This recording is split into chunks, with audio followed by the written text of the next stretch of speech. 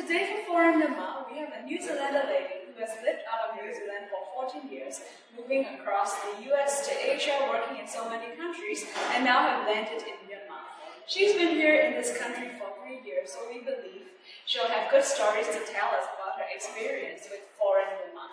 Her name is Libby McCarthy, and today we're here at her office where she's a senior manager. Let's go inside and talk to her. Hello, Libby. Hi, good morning. Good morning.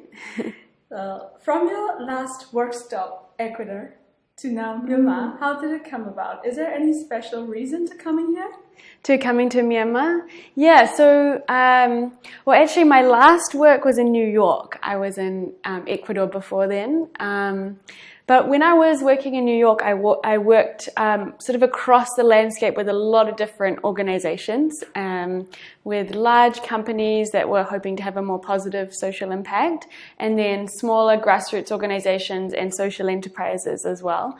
And during that time, I explored like a lot of different models that I thought, could have a positive impact in the world, and really landed on the social enterprise model. It's something I really believe in and feel passionately about.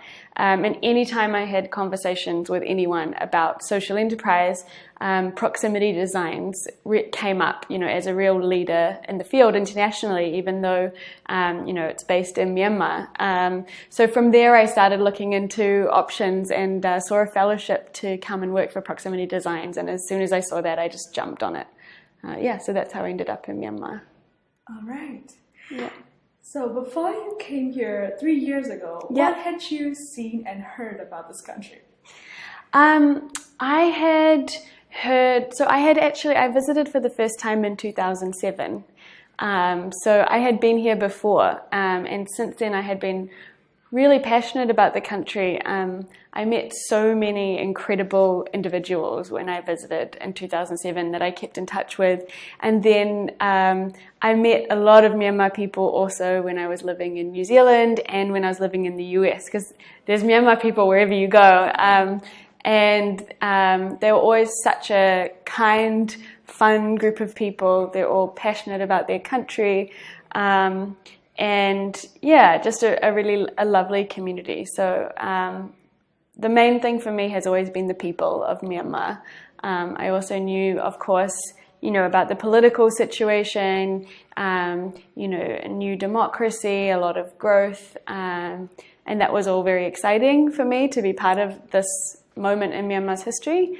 But also, mostly just the people.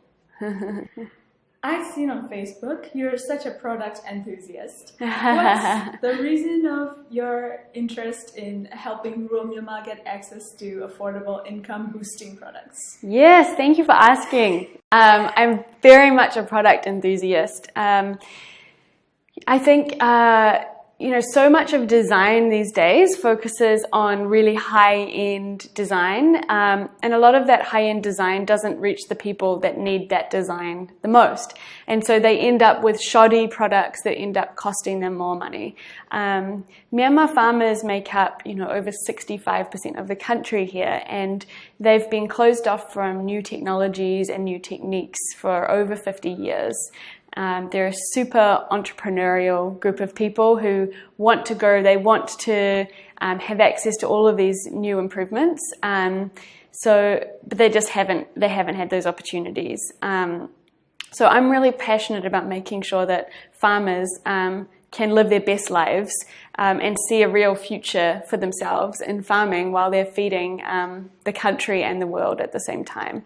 I really believe in the model of developing products that not only, bring in revenue and, have the sort of traditional side of business, but also have a quality of improving the lives of the people that they're serving. So our products are all proven to increase the income of a farmer by $250 a year, which can be, double someone's income in Myanmar. So it's a huge deal. And our products achieve that impact by making sure that farmers can be more efficient and productive with their time. So instead of having to hire, let's say, 4 people to water their crops, our products do that for them, and also help increase yields as well. So I'm not just a fan of like putting any product out there.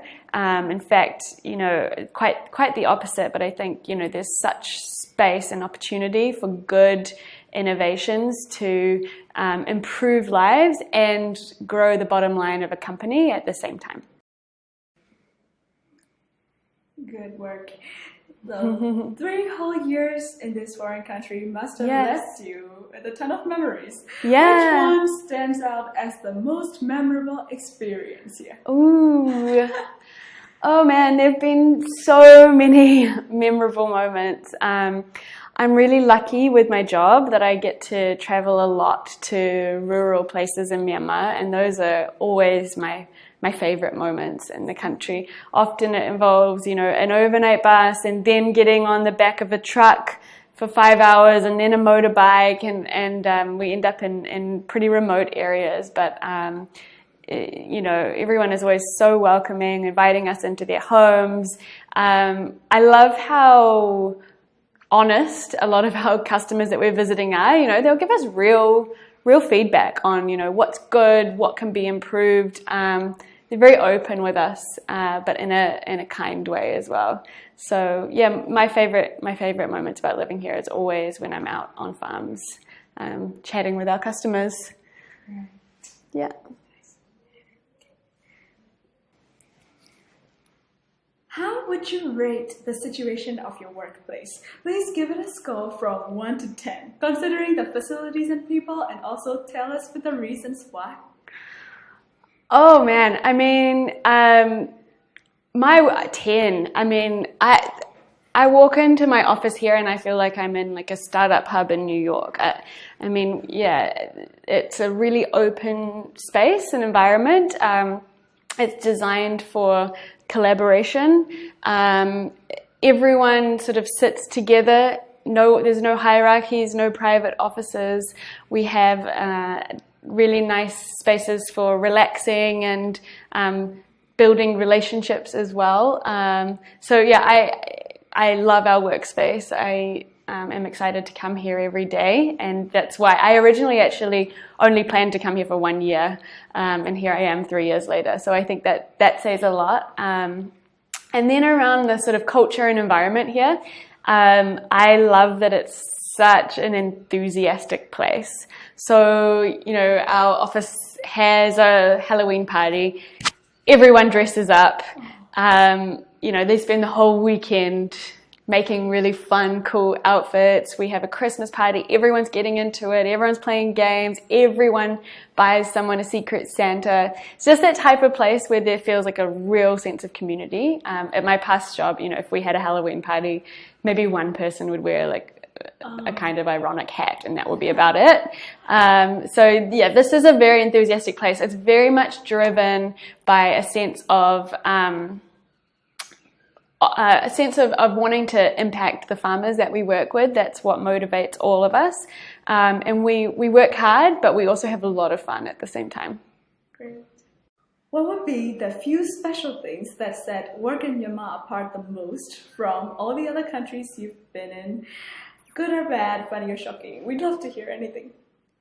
I think this has been a very good training ground for resilience and problem solving, because the types of things that come up for us, we have challenge after challenge, obstacle after obstacle that we have to figure out how to overcome. And when I first joined, things that I would never imagine when I was living in New York, just like our manufacturer has a flood, so we can't sell.